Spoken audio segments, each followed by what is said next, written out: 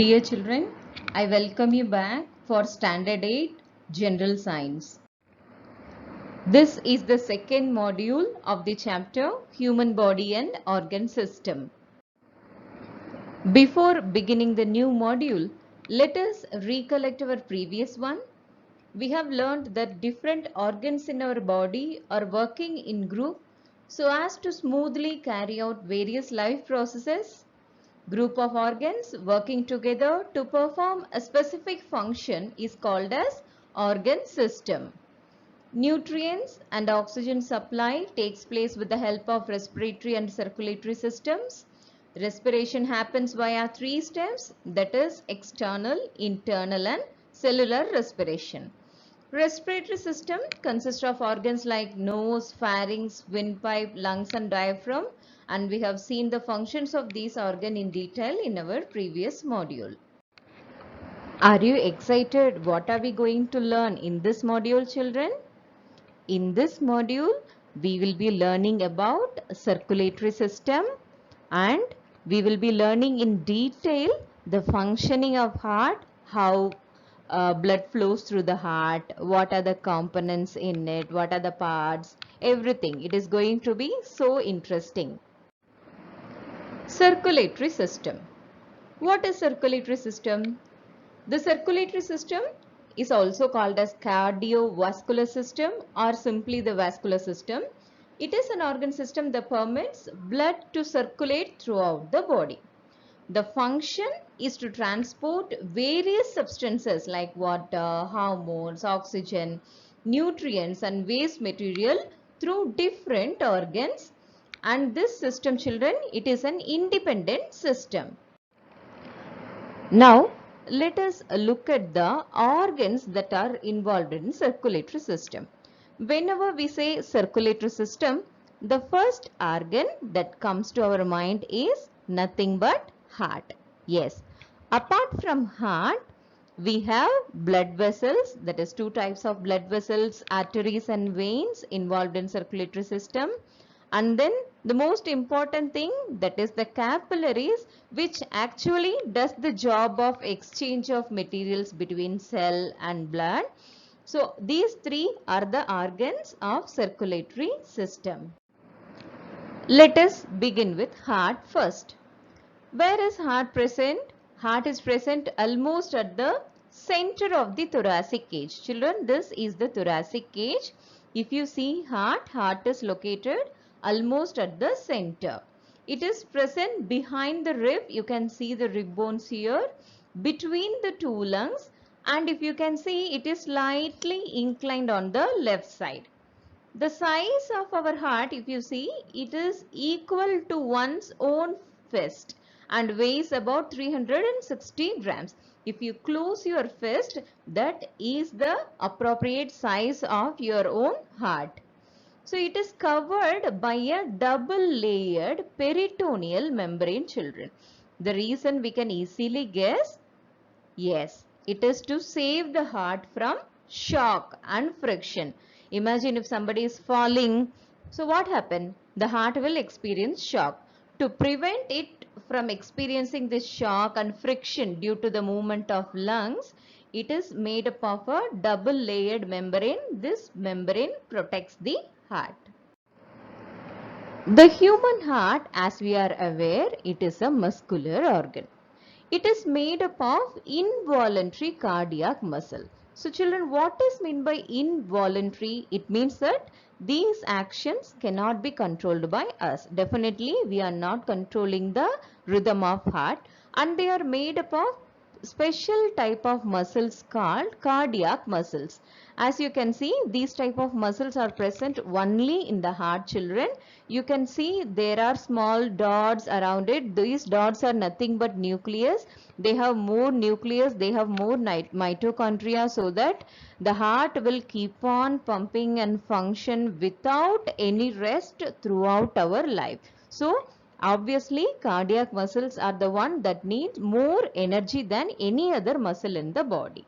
So we know that the heart contracts and relax with a definite rhythm. As you can see in the picture, they contract and relax. So this is called as beating of heart.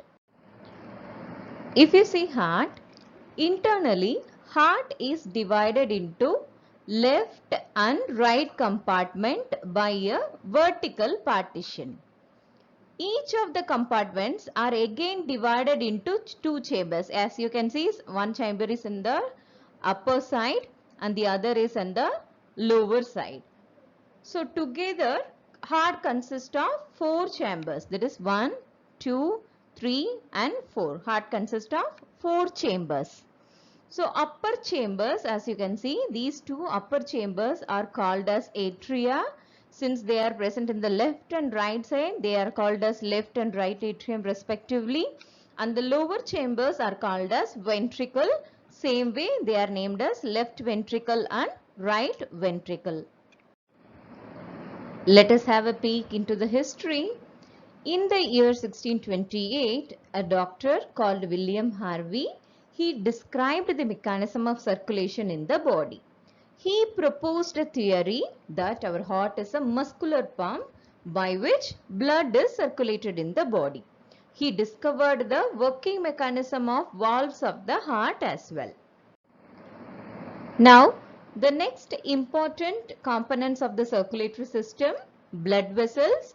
Blood vessels are again divided into two types. They are arteries and veins. Now about arteries. Arteries are the blood vessels which carry the blood away from the heart. So except one, all the other arteries carry oxygenated blood. Only one artery that carry blood towards the lungs will have an deoxygenated blood. All the others will carry only oxygenated blood.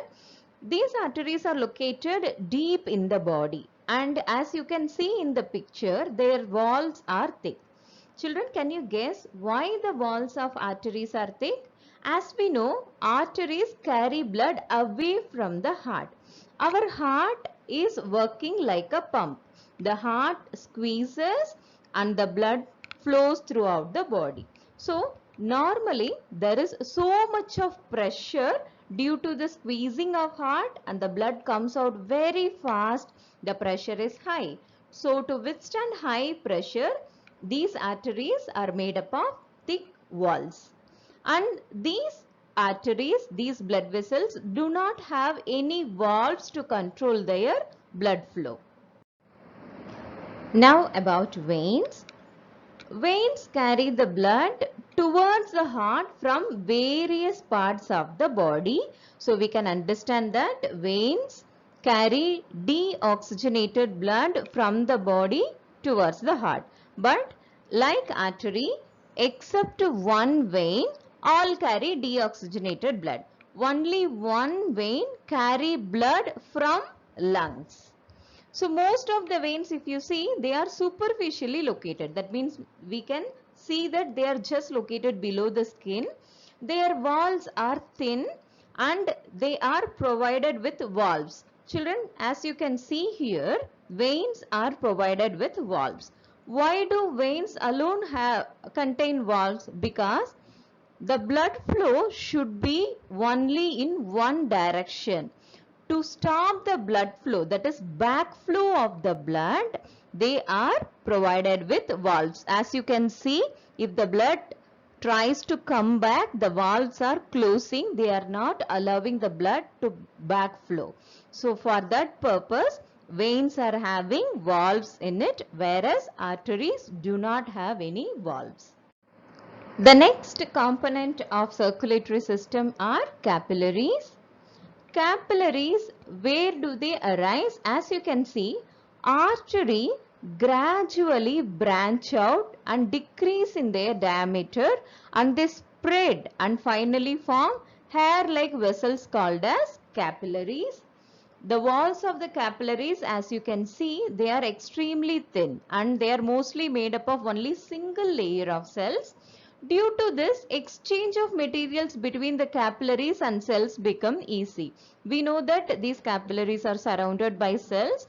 To ease the transport of materials between the cell and blood, the capillaries are made up of thin walls.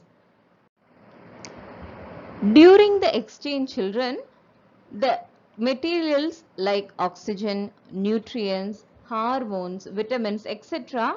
are sent towards the cell, and waste material of the cell move into the blood.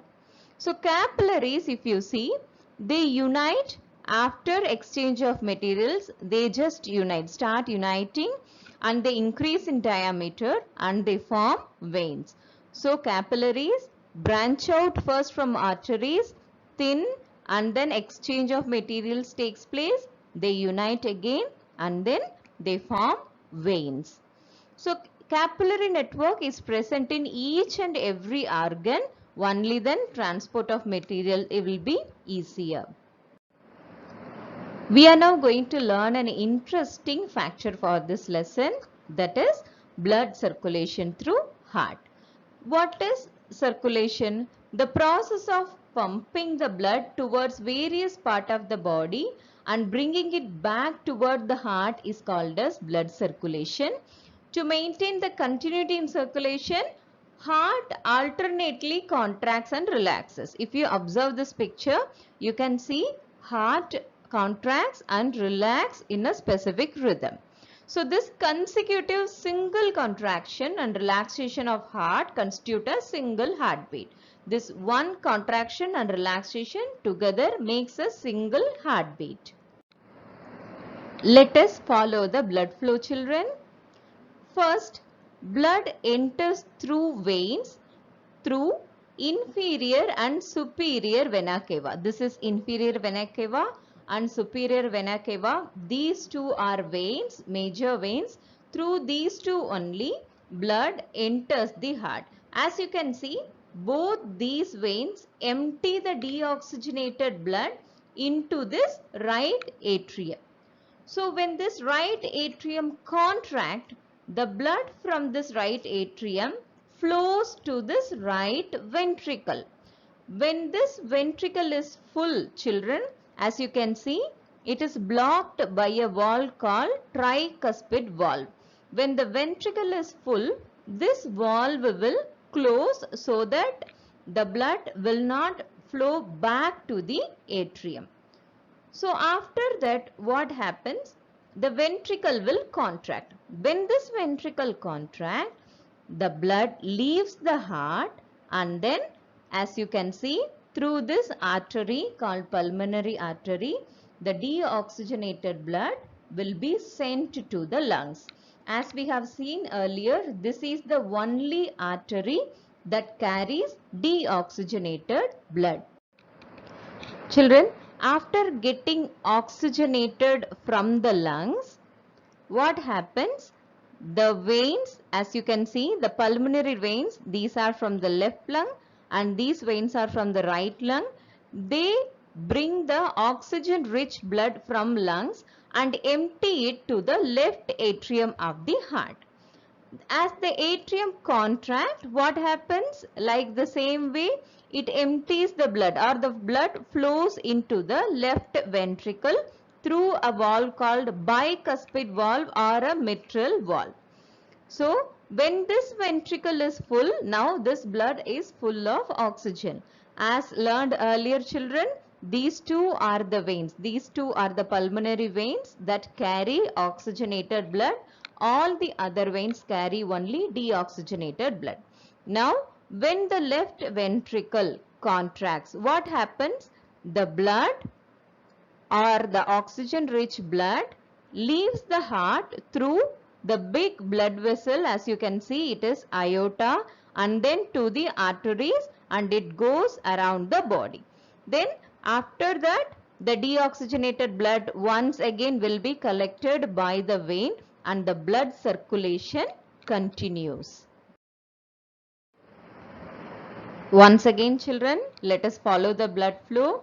Blood from the lower part of the body and upper part of the body enters through these two veins, and the deoxygenated blood is emptied in this right atrium.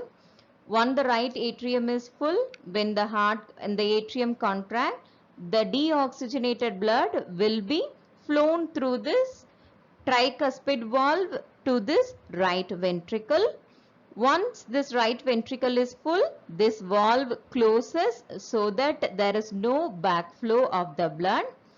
So then when this ventricle contracts, the deoxygenated blood through this pulmonary valve will be sent to the lungs to get oxygenated. After oxygen is been incorporated in the blood, it returns back to these through, as you can see, these through veins. It will be sent again inside the left atrium.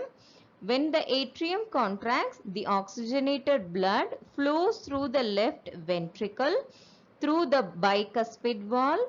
When the left ventricle is full, it contracts and then it will be sent through the aorta through various parts of the body. So the aortic valve controls this blood flow. Now kids, you would have heard this word pulse. This is very common. When you visit a doctor, they will ask you to measure the pulse. What is this pulse?